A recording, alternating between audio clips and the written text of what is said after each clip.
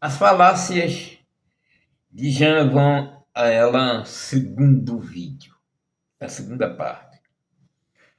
Se você não acompanhou o primeiro, a gente vai deixar aqui no card. E a partir daí, nós vamos dar continuidade falando a respeito disso, dessas interpretações completamente equivocadas e feitas, ao nosso ver, de extrema má fé. Então, vamos para o segundo vídeo. Você está com Nicodemo Silva no canal Filhos de Lúcifer.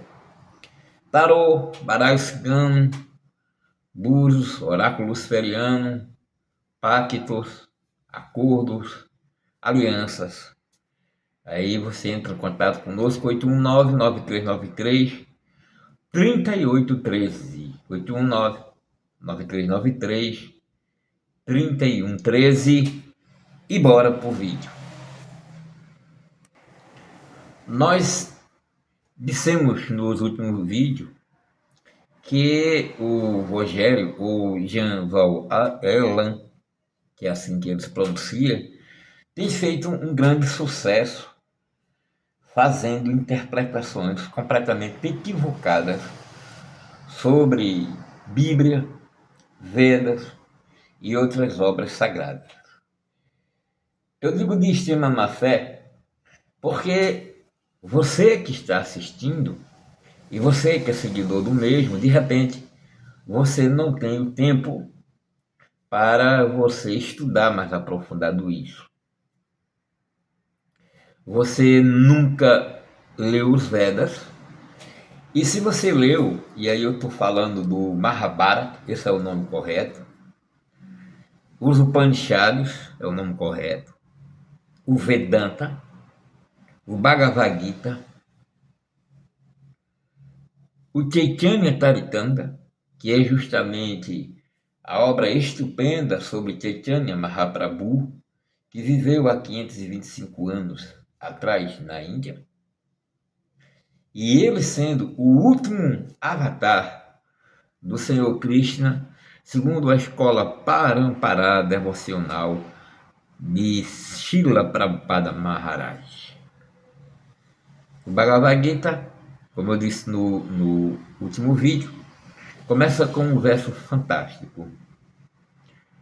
Eu nasci na mais obscura região da ignorância, mas o meu mestre espiritual teve piedade de mim e me salvou com o achote do conhecimento.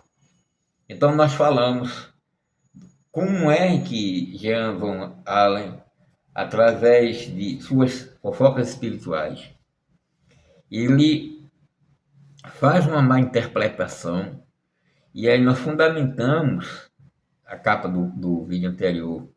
Tem aí a maneira como Sai Baba foi ofendido por Jeová, ou Javé. E ele traz uma série de coisas que nós estudamos nos últimos vídeos, no último vídeo. Então, nós estudamos que o adiantamento do falecimento de Sai Baba, que deveria morrer aos 94 anos, e morreu anterior. A pergunta da pessoa que fez foi exatamente sobre isso. Jean Van Allen, ele fez esse vídeo enquanto o avatar Sai Baba estava doente, né? Morreu bem antes da época que ele disse que iria morrer.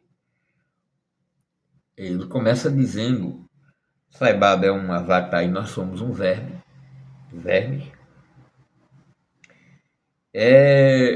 que Javé começou a criar monstros e que Shiva mergulhou nisso para destruir esses monstros, para não permitir que Javé fizesse isso. Javé não gosta de Shiva, e Shiva seria Sai Baba. E Krishna, que ele chama de Krishna, na batalha de Kurukshetra, destruindo os Kauravas, que para Jean Van Aller era nada mais nada menos do que os soldados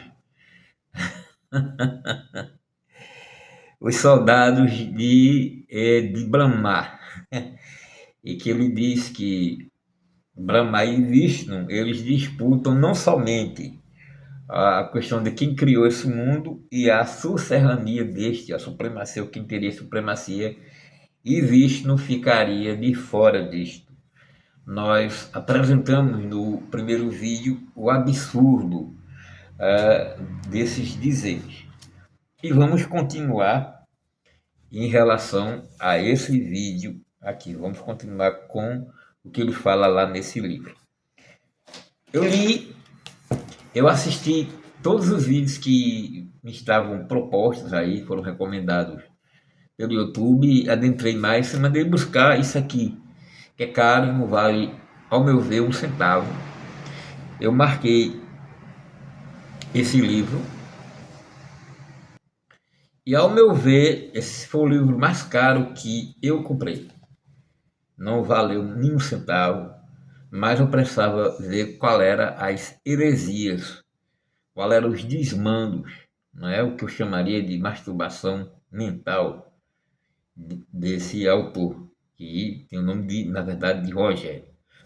Jean Valella, Sofia os Arcontes, a disputa pela suzerania universal. Foi o pior livro que eu li, mas ele tem capas maravilhosas e o cara realmente tem inspiração para escrever, né?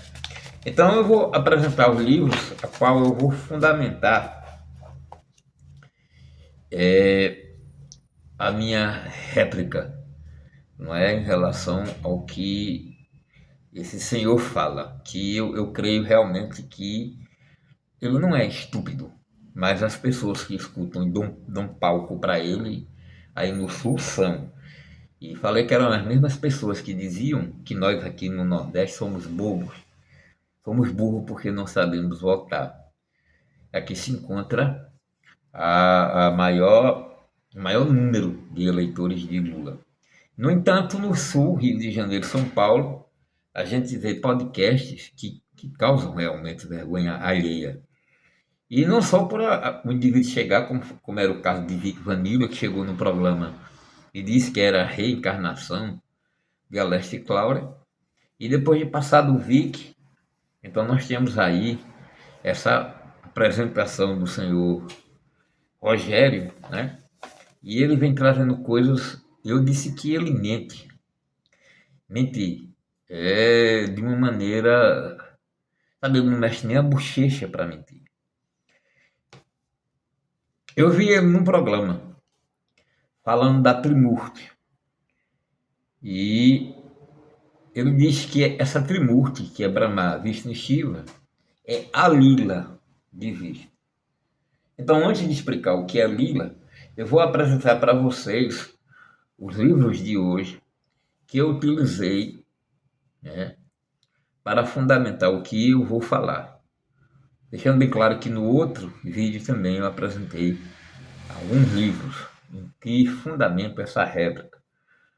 Porque eu acho, como eu disse, ele não é estúpido. Ele utiliza, dá mais interpretações, ele dá mais daquilo que as pessoas gostam, que Crônicas de Nárnia e Harry Potter.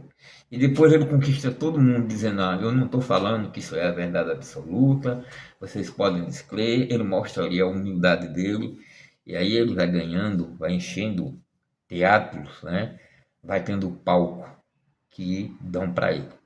Então eu vou apresentar aqui alguns livros que ele leu, certamente leu, e que ele interpreta, porque quer interpretar da maneira mais errônea possível, e aí ganhando esse palco, porque de repente ele apresenta alguma coisa nova, original, né?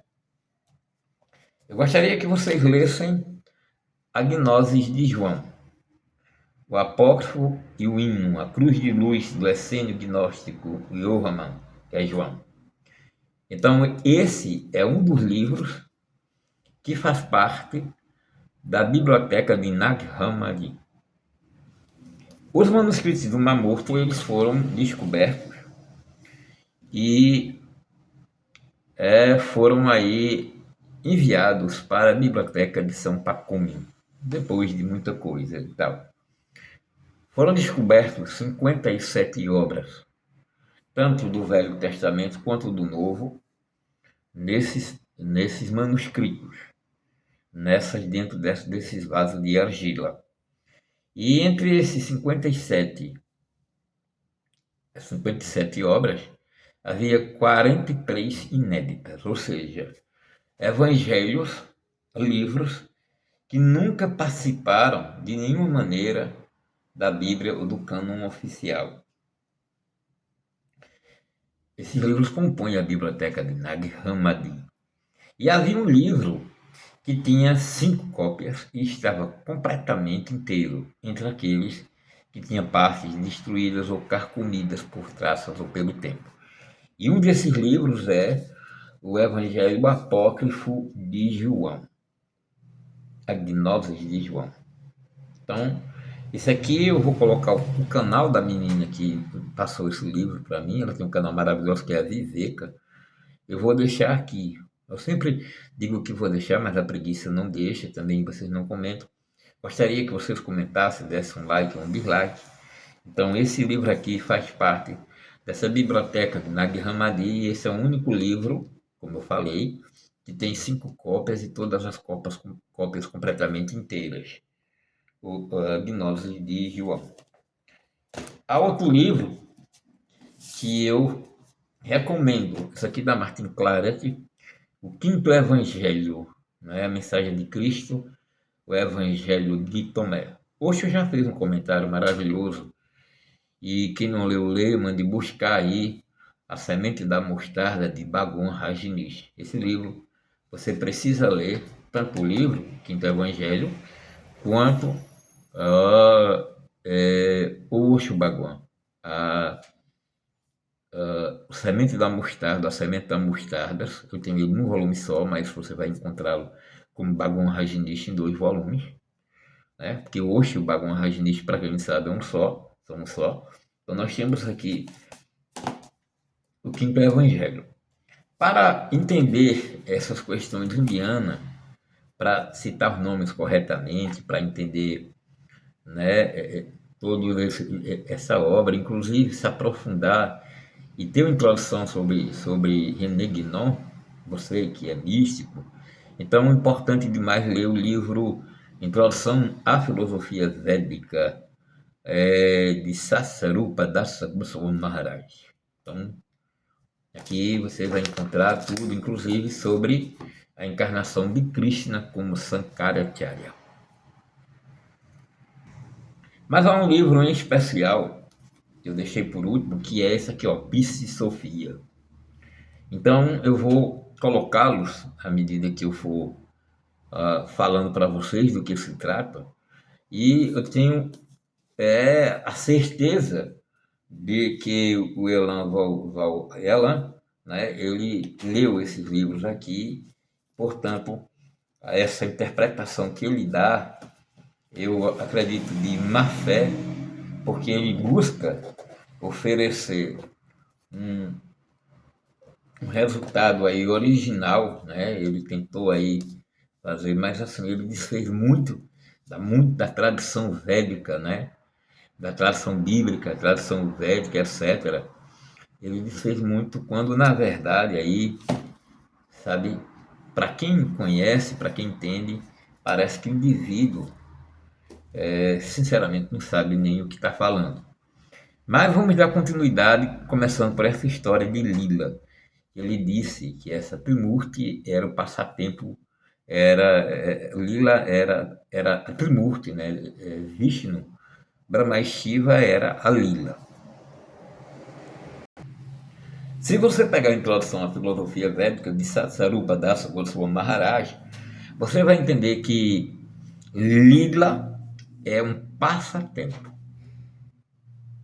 Então, todas as encarnações de Krishna, né, a começar pela própria constituição avatárica dele mesmo, são os passatempos dele. Então, tudo que acontece nesse local em que vivemos.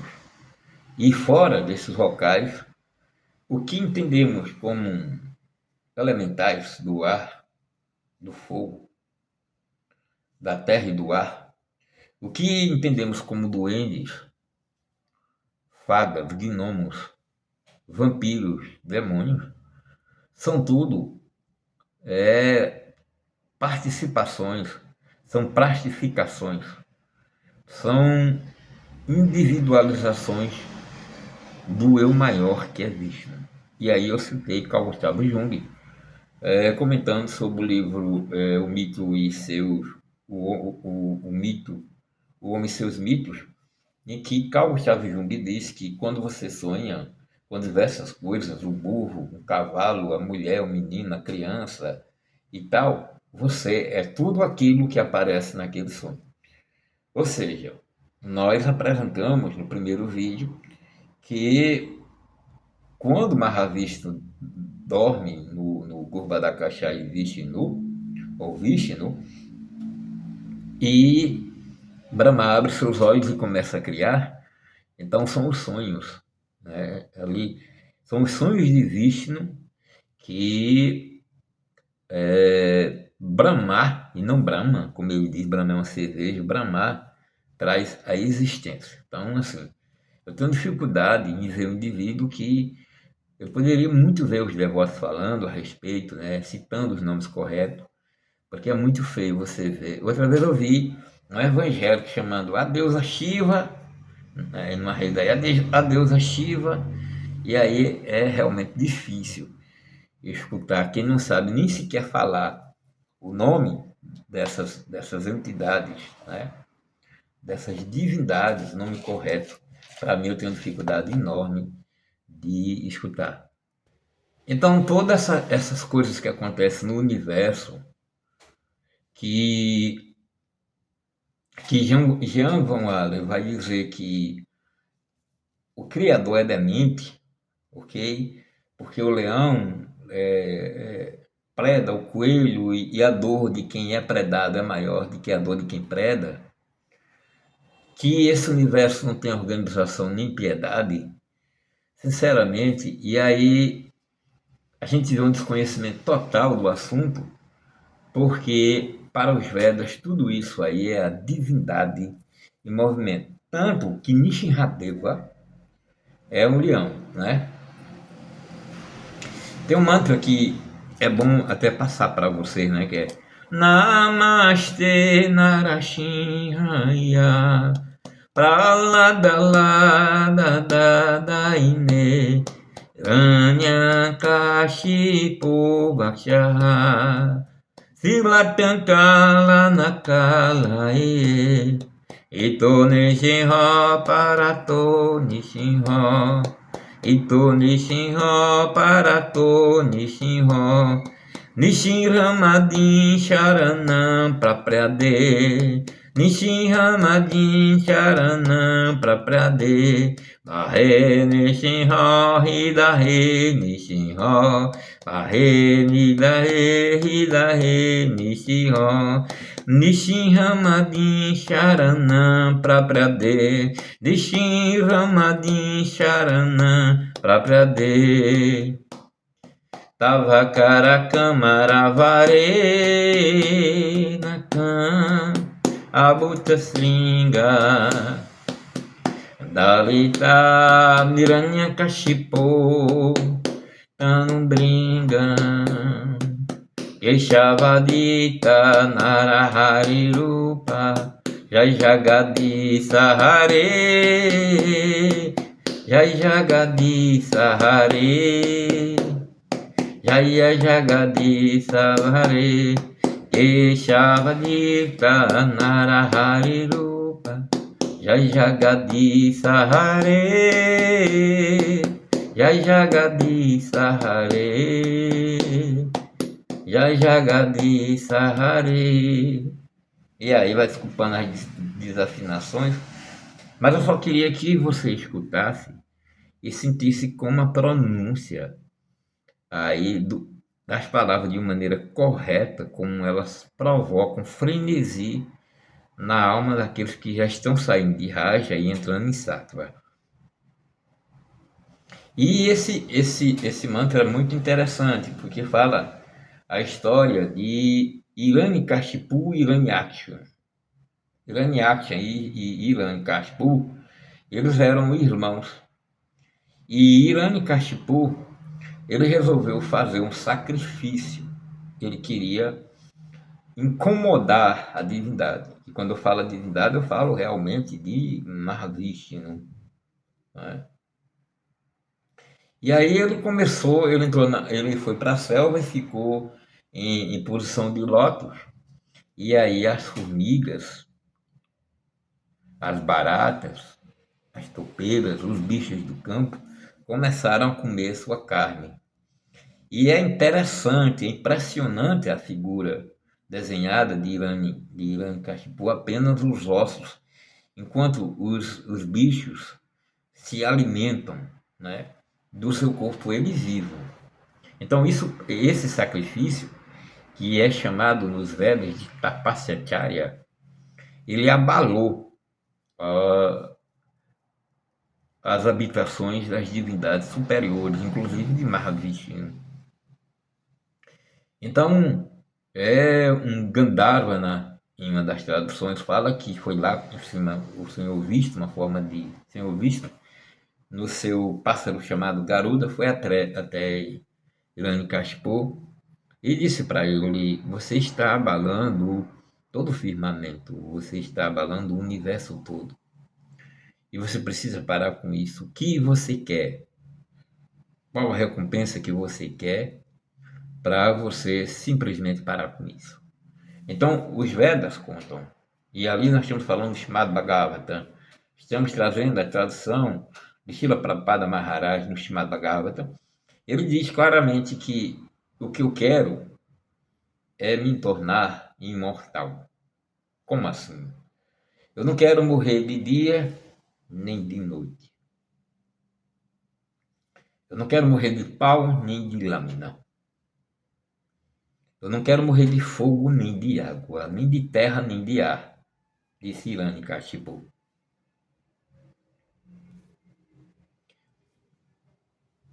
E eu não quero morrer nem de dia nem de noite. Então, o Vishnu foi e disse: está certo, está combinado. E aí ele voltou à sua forma normal e ele se tornou um grande e poderoso soberano. Então tinha um menino chamado Prahlada Maharaj. E Prahlada Maharaj era um devoto puro do Senhor Krishna. Ele cantava muito para Krishna.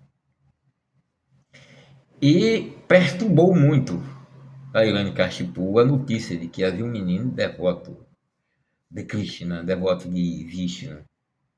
E aí ele mandou que esse menino fosse sacrificado.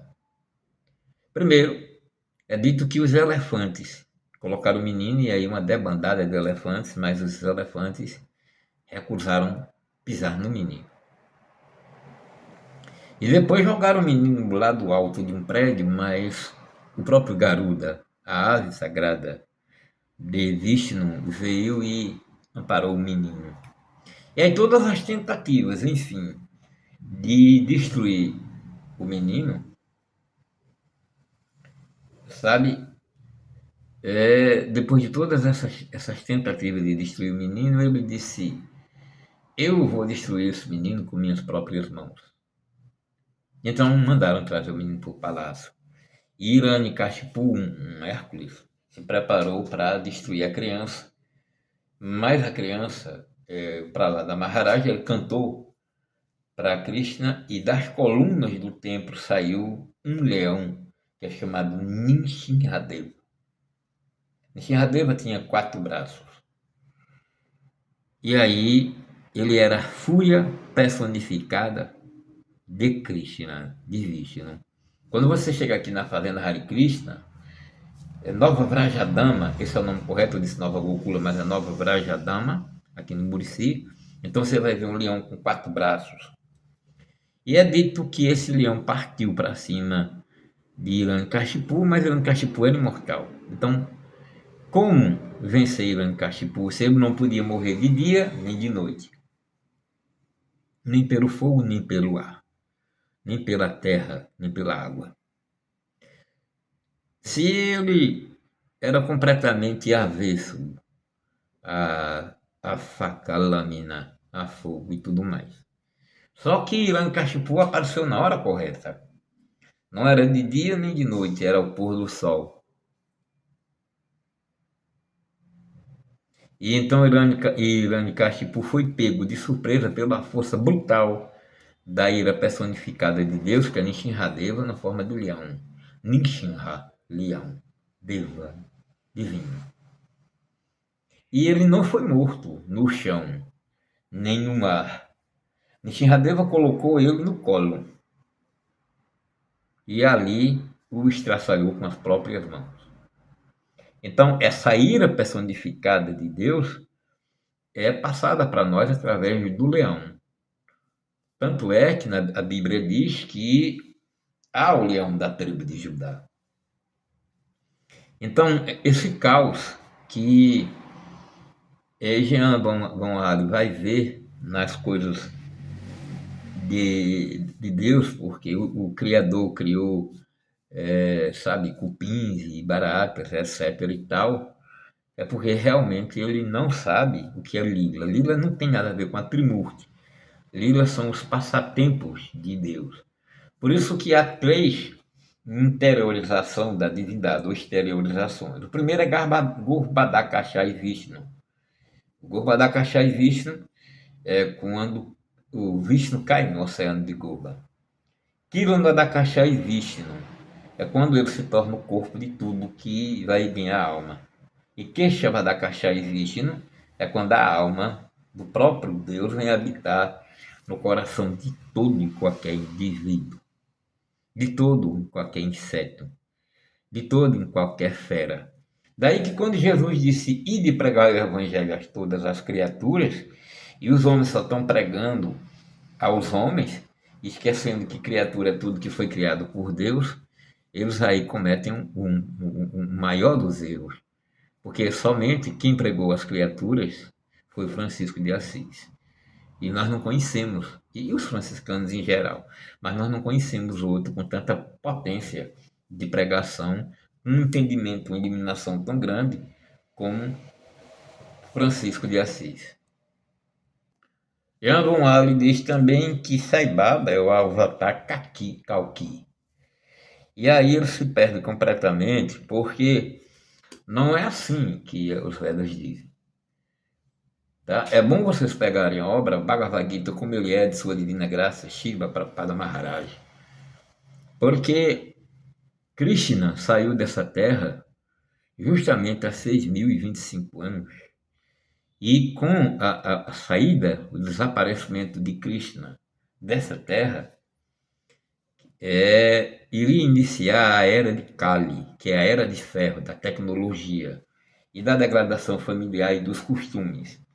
E essa degradação, pela contagem védica, que é o calendário realmente eterno, nós teríamos 225 mil anos a partir dessa data.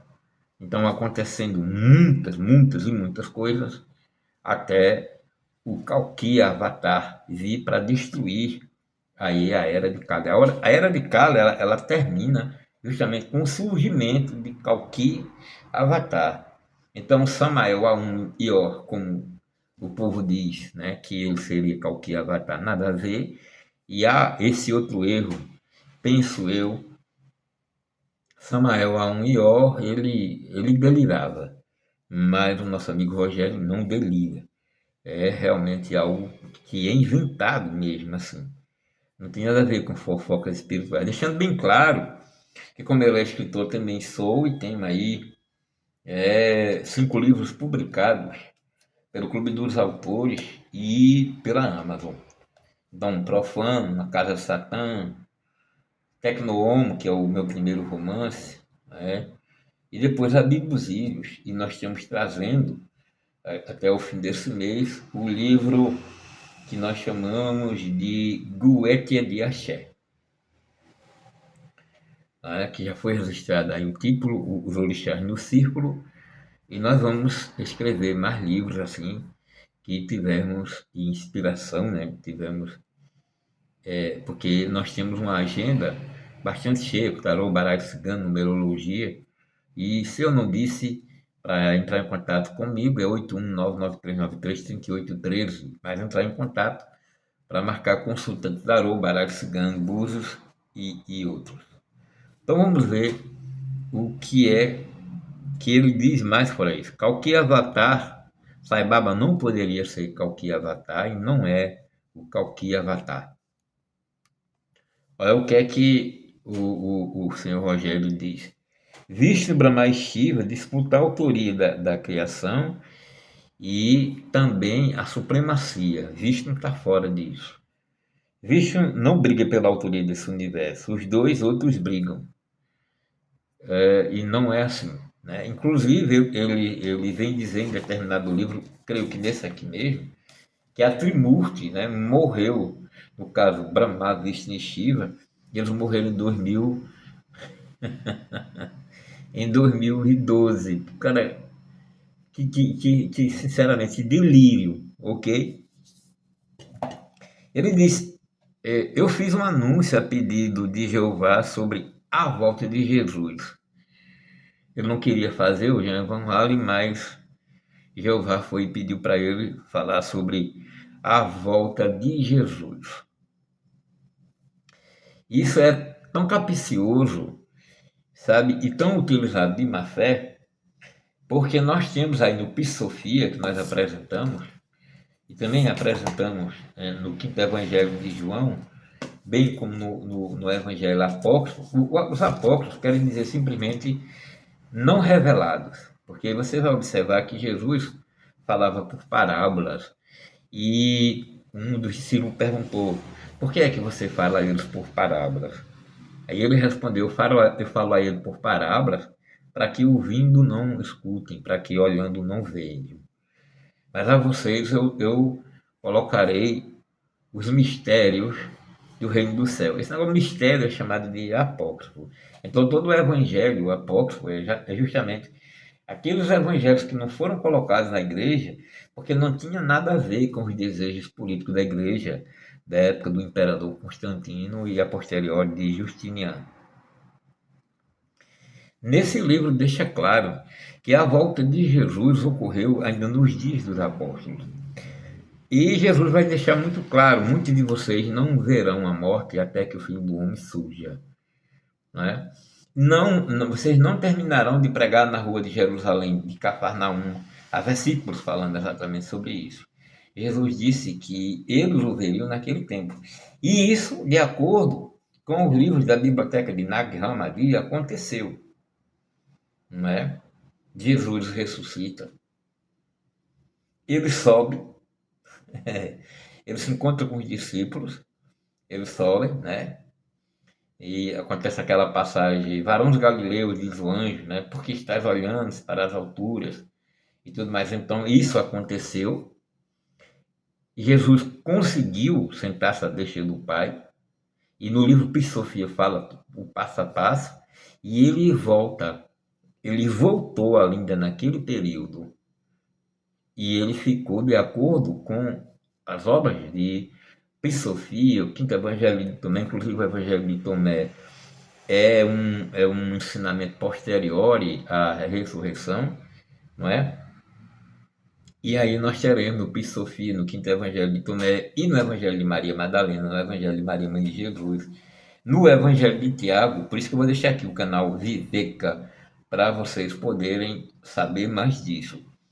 Ele falou, ele veio, não só voltou, como ficou 11 meses com os discípulos, dando novos ensinamentos aos discípulos. Então Jesus não está para voltar, mas de acordo com esses livros, inclusive eu tenho certeza que Jean Valal, que Rogério, né, com certeza teve acesso a isso aqui. Ele sabe que houve uma segunda volta de Jesus. Mas aí ele mistura com Sofia, que é uma mulher, mas ele chama de O Sofia. Veja o descaramento, O Sofia. Não, e como eu disse, não é estupidez da parte dele, não é. Mas das pessoas que pagam sexta, sábado e domingo para encher a plateia e e ganhar os ensinamentos dele, né? Que é um excelente orador, que era justamente o espírito Allan Kardec, e aí descobriu, né, através da oratória, que dava para fazer o seu próprio caminho e ganhar dinheiro com esse ganhou, né? E uma das coisas muito interessantes é que ele foi para a Índia quando Sai Baba era vivo, mas ele não fez questão de visitar Sai Baba.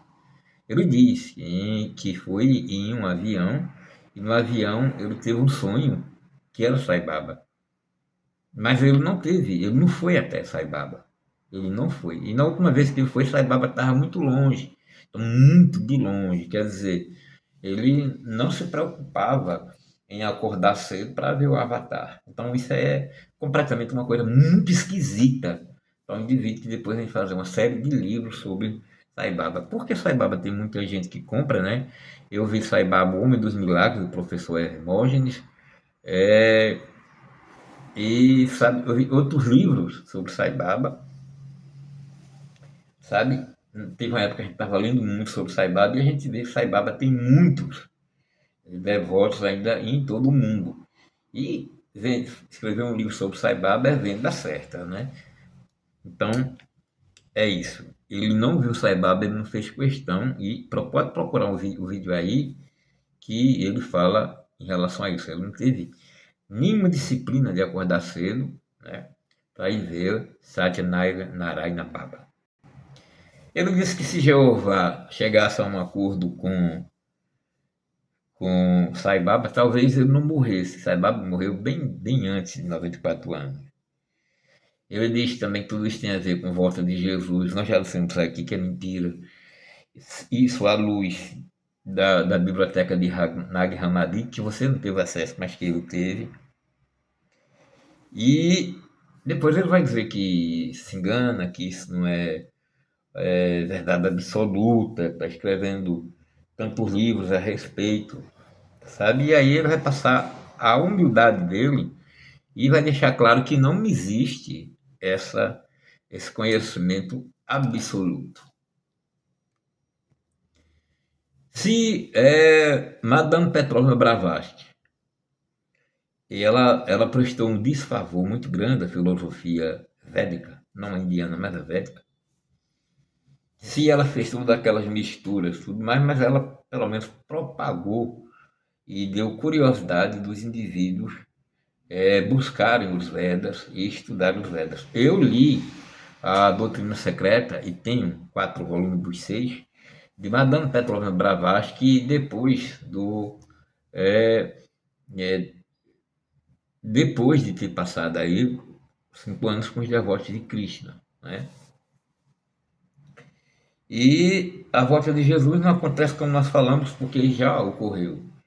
E o Sofia não é o Sofia, é a Sofia. E a encarnação de Sai Baba, aliás, a encarnação de Shiva não foi Sai Baba, mas Sankaracharya. Agora, é uma coisa muito interessante e que nós comentamos no vídeo anterior, que ele faz toda uma ginástica mental para chegar à conclusão de que Brahma é Jeová a partir de um dos filhos de Israel, que seria chamado Abner, e que esse Abner, em determinada situação, teria visto que Brahma e Jeová são uma única só pessoa. Mas aí, senhores, nós vamos entrar em choque. Primeiro porque nós temos Brahma, e Brahma ele não nasce nas águas. Brahma, pelo contrário, Brahma nasce no vazio, nasce do caule que vem diretamente do umbigo do Senhor Mahavishnu, não é? Enquanto Jeová diz assim, e no princípio criou Deus os céus e a terra, e não havia nada, né? Não havia, a terra era sem forma e vazia, e o Espírito de Deus pairava por sobre as águas.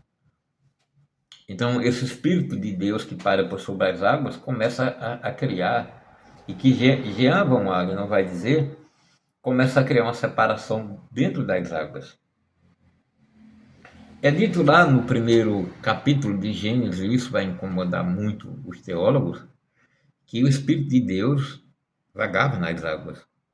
E disse Deus, fiat lux, e houve luz, e a partir da criação da luz, ele começa a fazer uma coisa, ele separa as águas de baixo das águas de cima. Observe que ele estava no meio das águas.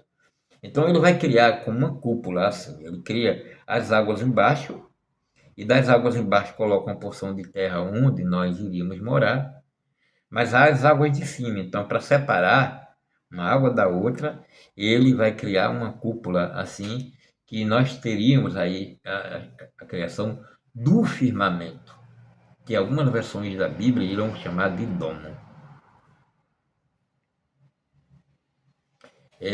Como o dilúvio acontece na Gênesis, a gente vai ver que abrindo-se as comportas do céu, é assim que é dito, as comportas se abrem e aquele oceano de água quase cai sobre a terra. E também as águas que estão no profundo abismo também se abrem. E há esse dilúvio. Então, não é a questão de choveu porque caiu água sobre a terra 40 dias e 40 noites, a gente pensa que teve aquela formação de chuva, e não existe como ter chuva em todo o mundo de uma maneira só, a não ser que acontecesse dessa forma. Abriram-se as comportas do céu e as comportas do submundo, e aí ter esse dilúvio. E depois é dito lá também em Gênesis que fecharam-se as comportas do céu e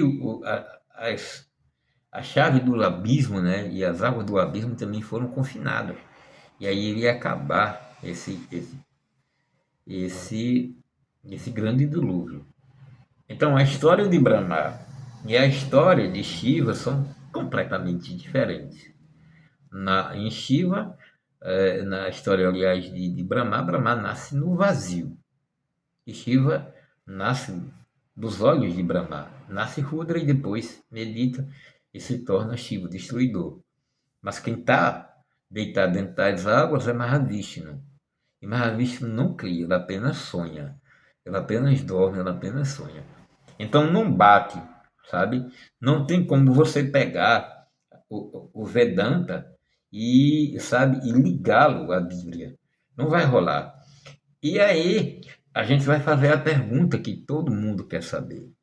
Quem é esse Criador que aparece na Bíblia?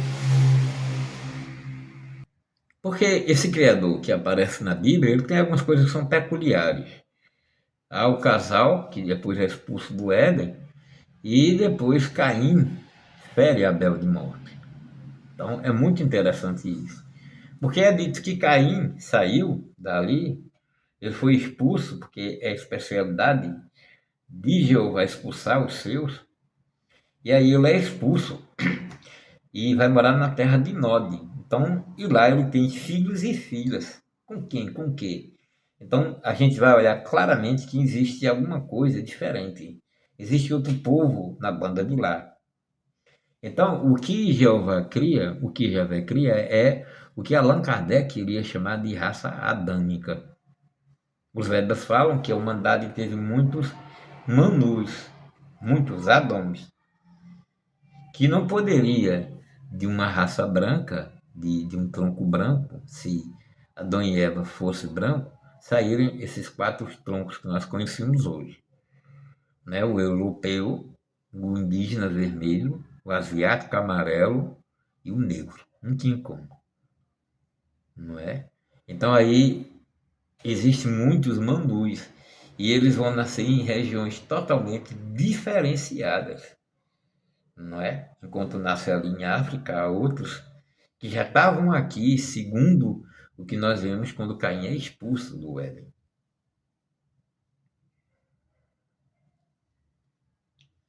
E aí você pode fazer uma pergunta que iria atingir a escola valentina. Esse Deus Criador, Javé, Jeová, ele é bondoso? ele é maligno, como ele é. Então a gente vai ver de Malaquias, de Gentrar Malaquias, que a personalidade desse Deus Todo-Poderoso não é nem um pouco benigna. Mas é justamente, senhoras e senhores, na biblioteca de Nag Hammadi, e aí na tradição valentiniana, né, de Valentino, naturalmente, que a gente vai ver como é que nasce esse Criador. Esse Criador nasce de uma mãe, naturalmente. Teve mãe, não teve pai, mas teve mãe. E a sua mãe foi Sofia. E ela estava dentro do pleroma e resolveu criar sem a participação do pleroma. Então, é o primeiro caso de mãe de filho que nasce mãe sem pai. E aí acontece, Sofia faz isso, né? Que ela é o 12º da Eon, ela vem fazer isso. E aí nasce Iadalbaoth, que é justamente o Deus cego, que ela tenta esconder da face do primeiro Aeon. Então a gente vai ver o desdobrar da história de Javé, que marcou a escola de Valentino, que se contrapunha à escola dos, dos escribas, fariseus e dos saduceus, que era justamente a escola dos gnósticos. E aí nós temos um criador maligno, sabe? Mas isso aí merece um outro vídeo. Somente para deixar bem claro que as falácias de Jean Van Haller, e eu me pronuncio aqui porque são falácias mesmo, porque ele teve acesso. Se eu, um cara normal, tenho acesso a esses livros, certamente que ele também teve. Mas a interpretação dele, né, foi que criou tudo aí. Então nós temos aí ele falando aí também sobre 3 matras. E eu não vou dar minha opinião, mas eu não consigo ficar calado, né? Tem até o cara que diz lá no podcast, o senhor, eu não vou especular sobre isso. Aí o cara diz, mesmo porque o senhor já especulou. Quer dizer, o cara não consegue se manter calado, né? O tolo, o sábio sabe que tem alguma coisa para dizer e o tolo tem que dizer alguma coisa. Então, Jean, ele não perde um momento, né, de falar sobre coisas que ele realmente não tem entendimento. Então, era somente isso. Mas já faz muito tempo que eu gostaria de falar e eu deixo aqui registrado a minha, o meu descrédito em relação a essa pessoa, né? Que está enchendo o palco, está lotando plateias, etc. e tal. Inclusive, na questão de yoga, ele vem dizer que há uma forma de sair desse mundo de Javé através da yoga. E ele diz que criou um yoga mental. Mas há as yogas e os mantras de Patanjali. É apresentado no Bhagavad Gita os tipos de yoga. Hatha Yoga é o mais, é esse que é colocado as mãos, os pés em cima das mãos, aquela coisa. E esse aí é completamente físico, não tem valor nenhum. E aí teremos a Gnana Yoga, a Raja Yoga, que é através dos estudos, da especulação, que nasce aí Raja Yoga. Por fim, nasceria a Bhakti Yoga, justamente que é a yoga da devoção. Então é ali onde você vai estudar a yoga que pode transformar, você não vai inventar eu fiz um yoga para eu me dar bem e tal, não existe isso, certo? O Bhagavad Gita vai falar da yoga que realmente que faz você transcender e sair desse mundo de Yadalbaoth, de Brahma, de Olodumare, de Olorum e de tantos criadores, porque foram muitos criadores desse mundo e não só Javé. E ele fala que, no Bhagavad Gita, como ele que a maior forma de yoga ainda é a Bhakti Yoga, a yoga da devoção, não é? A yoga de servir o mestre que serve a Krishna, a divindade suprema. Então nós estamos vendo aí, gente, enquanto o camarada está com aquela verborragia, que está com aquela toda aquela masturbação intelectual, sabe? Deixa de falar verdades que são absolutas. Os Vedas trazem o conhecimento absoluto. A pessoa de Krishna é a suprema personalidade de Deus, é isso que diz o Bhagavad Gita como ele é. Tá? Então é isso. Esses dois vídeos, valeu como desabafo. E qualquer coisa, deixa o comentário, né? Dá um like, um dislike, para o YouTube achar, né? Entender que o nosso vídeo é relevante. Eita!